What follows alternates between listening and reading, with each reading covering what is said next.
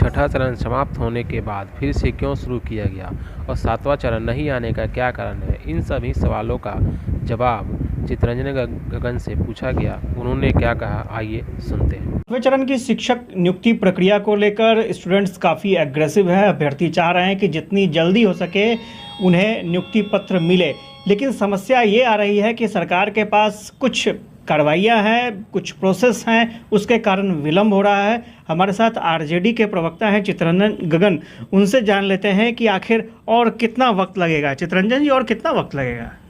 देखिए, प्रयास तो यह हो रहा है कि जितना जल्द से जल्द हो सके नियुक्ति हो जाए। अभ्यर्थी काफ़ी दिन से परेशान हैं। असल में सवाल है यह कि आक्रोश इसलिए है कि चूँकि 3 वर्षों से वे वाट जोड़ रहे हैं और कभी कुछ बराबर जो है सो निराश होना पड़ता है।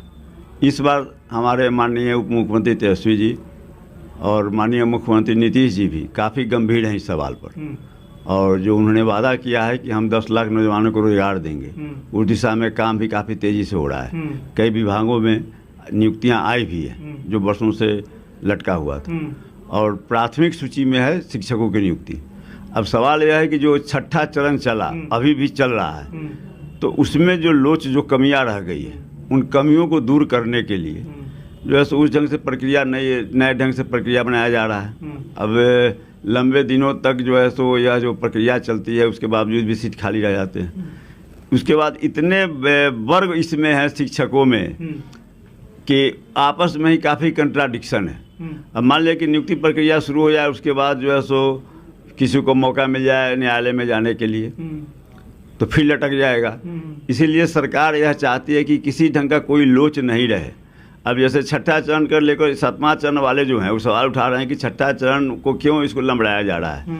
सवाल यही है कि 7वां चरण की बहाली अगर शुरू हो जाती है तो जो जिनका छठा चरण में जिन लोगों का बचा हुआ है, कई जगह से उनके लड़के भी आ रहे हैं क्या हम लोग के यहाँ। लेकिन एक चीज़ है, जो छठे चरण की प्रक्रिया खत्म हो गई थी, फिर आप लोगों ने ये कहा कि 30,000 जो सीट है बचा हुआ है, फिर से उस पर प्रक्रिया शुरू होगी, तो 2 महीने का फिर तो विलम्ब हो गया ना।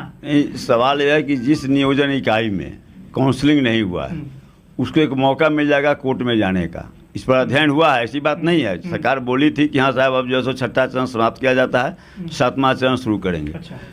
तो प्रक्रिया शुरू होने ही वाली थी। अच्छा। लेकिन जब इसमें लीगल एडवाइस लिया गया तो यह मामला सामने आया कि यदि जहाँ पर मैंने काउंसलिंग हुआ ही नहीं है जिस नियोजन इकाई में, वैसे पटना जिला में काउंसलिंग हुआ ही नहीं है, तो वह जो अभ्यर्थी हैं उसमें से किसी के द्वारा अगर कोर्ट में चला जाता है तो मामला और खिंचा जाएगा, तो जो है लेने के देने पड़ जाएंगे। तो जितनी हड़बड़ी और जितनी बेचैनी है कि जितना जल्द सरकार चाहती है कि जितना जल्द हम लोगों को नियोजित करें, और अभ्यर्थियों को भी परेशानी कि जितना जल्द मेरा नियोजन हो जाए, तो यह जो है सो दोनों के माने जो इच्छा है उस पर तो खरापात हो जाएगा।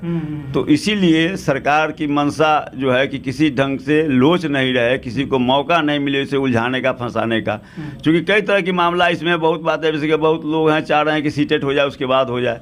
अभी जो अभ्यर्थी हैं 7वें चरण में जिन लोगों को है, उन लोगों को सबसे ज़्यादा भय यह है कि सीटेट होने वाला है दिसंबर में, तो उन लोगों को लग रहा है कि सीटेट अगर दिसंबर में हो जाता है तो फिर वे लोग भी शामिल हो जाएंगे इसमें 7वें चरण में, तो कंपटीटरों की संख्या ये असली परेशानी वही है। लेकिन ऐसी कोई बात नहीं है।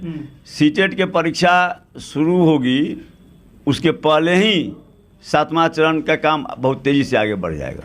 एक चीज़ हम और जानना चाहेंगे, 22 तारीख को बड़ा बवाल होने वाला है। 22 तारीख को बड़े पैमाने पर पूरे बिहार से यहाँ पर अभ्यर्थी पहुँचने वाले हैं। क्या कहेंगे, क्या फिर लाठी चलेगी, फिर आंसू गैस छोड़े जाएंगे, क्या पिछले बार से भी ज़्यादा हंगामा होगा?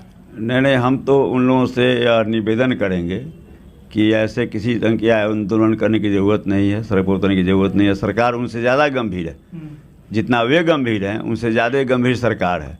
तो सरकार पर भरोसा करना चाहिए, और उन्हीं के हित के लिए विलम्ब जो हो रहा है उनके हित के लिए। जैसा मैंने कहा कि ठीक है, माने प्रक्रिया शुरू हो जाती है और उसके बाद कोई कोर्ट में चला जाता है, तो फिर जो है सो कितना महीना कितना दिन खिंचाएगा, इस बात को भी नहीं समझ रहे हैं। उनको जो भय है उसके बारे में बार बार स्पष्ट किया जा चुका है कि जो है सो सीटेट के जो लोग होंगे उसके पहले, सीटेट के परीक्षा के पहले यह प्रक्रिया शुरू हो जाएगी। जो आपके सामने जो अभी कार्यक्रम जो आया है छठा चरण का, या ये नगर निकाय का चुनाव का जो मामला उठ रहा है, इस सारे मामले के बाद भी समय बचता है काफ़ी, इस सब के बावजूद भी समय बचता है। और जब सरकार की मंशा साफ है तो जो वह समय है वह कम समय नहीं है, वह चूँकि सेंट्रलाइज आधार पर सब हो रहा है। लेकिन यहाँ जो कैंपेन चल रहा है वो 22 तारीख को है कि पटना चलो पटना चलो। 2 दिन पहले भी यहाँ हंगामा हो गया उसी मुद्दे को लेकर के। तो अगर वाकई पटना वो लोग आ जाते हैं तो क्या लगता है सब चीज़ शांतिपूर्ण रहेगा कि फिर वही हालात होंगे? नहीं, हम तो उनसे आग्रह करेंगे कि माने जो है सो आपके बीच में आप ठीक है, आप शांतिपूर्ण ढंग से प्रदर्शन करना चाहते हैं, लोकतंत्र में अधिकार है अपनी बातों को रखने के लिए, प्रदर्शन करने के लिए, लेकिन सवाल है कि ऐसे अफसरों का लाभ ऐसे तत्व उठाएंगे जिनकी मंशा है कि कहीं से न माने शिक्षकों की नियुक्ति बाधित हो और सरकार की बदनामी हो। दोनों बात है, माने सरकार के भी जो विरोधी हैं वो भी, और ऐसे भी लोग हैं जो नहीं चाहते हैं कि नियुक्ति हो, मतलब इसका फ़ायदा उठाया जा सकता है। फ़ायदा उठाने के लिए। तो इसलिए वैसे लोगों को जो फ़ायदा उठाने का अवसर अगर मिल रहा है माने किसी के कारण, तो हम समझते हैं कि जो है सो इस बात का ख्याल रखना चाहिए कि उनके वोट में वैसे लोग जो उनके भी विरोधी हैं और सरकार को बदनाम करना चाहेंगे उनको मौका नहीं मिले, इसका ख्याल रखना चाहिए।